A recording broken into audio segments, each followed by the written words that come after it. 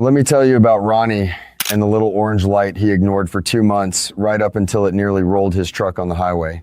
Ronnie's a practical guy, drives a lot, and one day that tire pressure light, that little horseshoe shape with the exclamation point, pops on his dash. And Ronnie does what a shocking number of people do: nothing. He figures it's just an annoying light, the truck drives fine, he'll deal with it whenever. 2 months, that light glowing at him every single day, and he just tuned it out. Then one afternoon, he's doing 70 on the interstate, fully loaded, and one of those tires, the one that had been quietly losing air the whole time, running dangerously low, lets go. Blowout. At 70, he wrestled that truck to the shoulder with his heart in his throat, and he got lucky. A lot of people in that exact situation don't. And here's the part that gets me. The thing that light was warning him about would have cost him nothing, literally nothing to fix, if he'd just known what it was actually telling him. By the end of this video, you're gonna know exactly what that light means, how to fix it yourself for free, and how to make sure a shop never overcharges you for it. Because here's the truth about that tire pressure light, and almost nobody understands it. That light is not a mechanic's payday. It's not a sign something expensive broke. 9 times out of 10, that light is trying to save your life, or at least save you money, by telling you the simplest thing in the world: one of your tires is low on air. That's it. And low air is free to fix, you put air in. But because people don't understand it, they do one of 2 dumb things. They ignore it like Ronnie and risk a blowout, or they panic and let a shop charge them a fortune for sensors they very likely don't need. Today, I'm going to make sure you're neither of those people ever again. So here's what's coming. I'm going to show you what that light actually means, the free thing to do the second it comes on, how to reset it yourself, and stick around for this, the exact scam to watch out for when that light really is a sensor, because this is where shops love to pad the bill. And there's a hack going around about disabling this light that I need to warn you about, because it's illegal in a lot of places and genuinely dangerous. I'll get to that. And before we go 1 inch further, because I want this in your hands right at the top, everything I teach on this channel, every cheap fix and every ripoff like this, is in one guide I put together called Don't Get Fleeced. It's the whole playbook for never getting overcharged on your car, from a tire shop to a dealer. One PDF, sits right on your phone, costs less than 1 tire sensor, links in the description and the pinned comment. Grab it and let's get into it. Let me explain what this system actually is, because once you get it, the whole thing makes sense. TPMS, that stands for Tire Pressure Monitoring System, is exactly what it sounds like. Your car is constantly watching the air pressure in your tires, and when one drops too low, it lights up that little warning on your dash to tell you. And it exists for a genuinely important reason. A tire that's low on air is dangerous. It flexes and builds up heat as you drive, and heat is what causes blowouts. That's exactly what happened to Ronnie. A low tire also makes your car handle worse, stop worse, wear the tire out faster, and burn more gas. So that light isn't nagging you. It's doing one of the most important safety jobs in the car. The government actually required this system on cars for a reason, because low tires were causing crashes. So the first thing I want you to do is stop seeing that light as an annoyance and start seeing it as a friend tapping you on the shoulder. Now here's what to actually do the moment it comes on, and this is the free part that fixes the vast majority of cases. When that light appears, your very first move is not the shop, it's the air pump. Because almost always the light is on simply because a tire is low and tires lose air naturally over time, a little every month, plus a lot more when the weather turns cold. In fact, that's the single most common reason this light surprises people: the first cold snap of the fall. When temperature drops, the air in your tires contracts, the pressure falls, and boom, the light comes on for half the town on the same frosty morning. Nothing's broken. The air just got cold and dense. So step 1, check and fill your tires.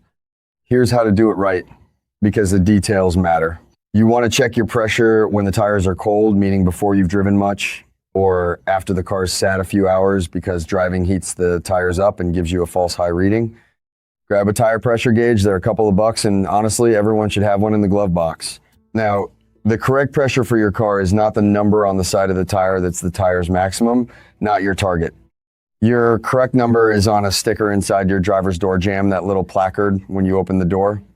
It'll say something like 35 pounds per square inches. That's your target.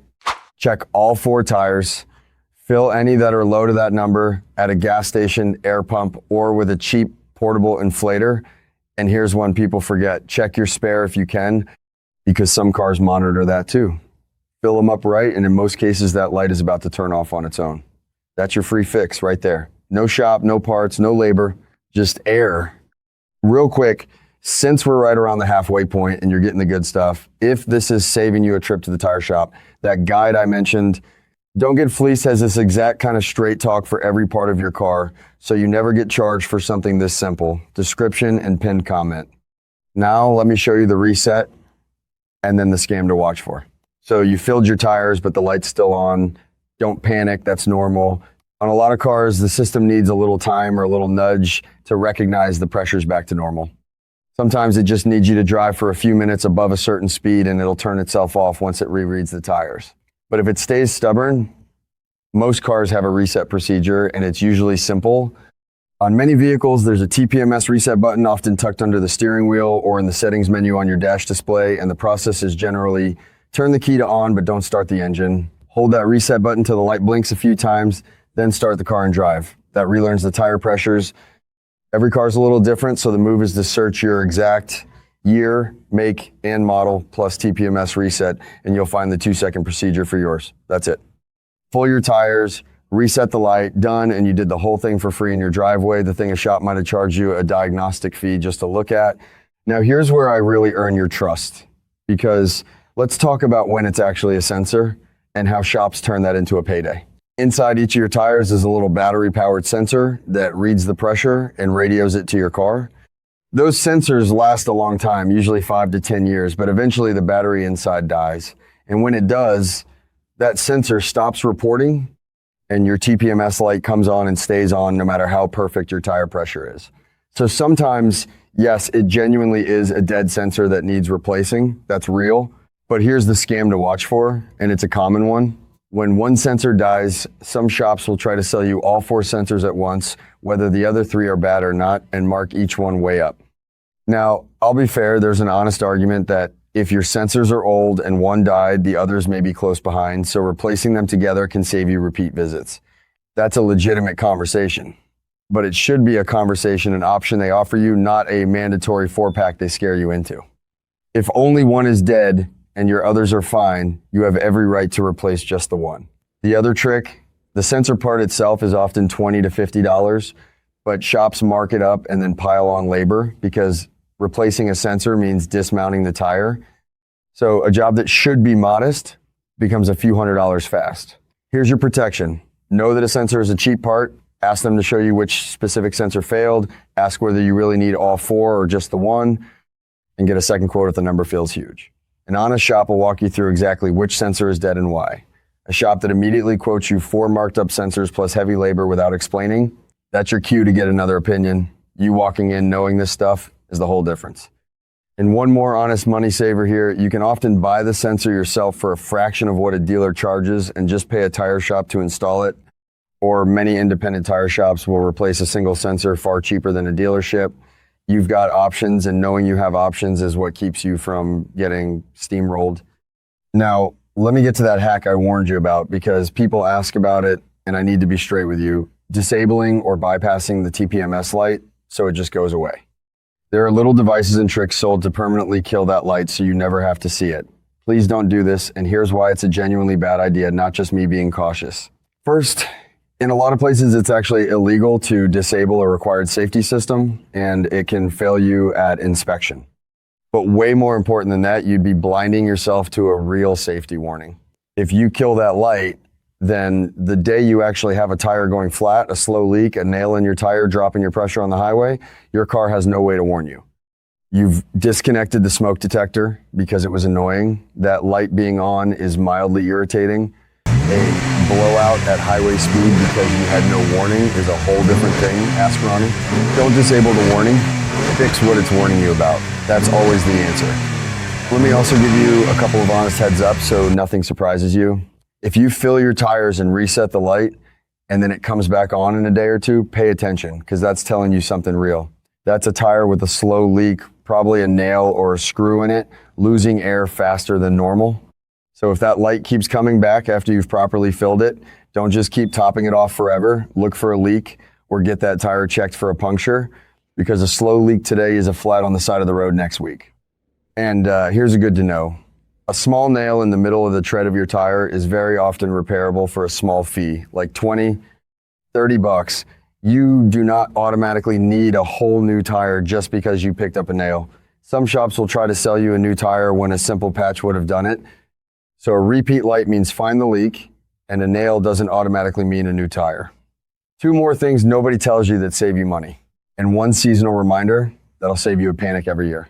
When that first really cold morning hits and your light suddenly comes on before you assume anything's wrong, remember it's probably just the cold dropping your pressure.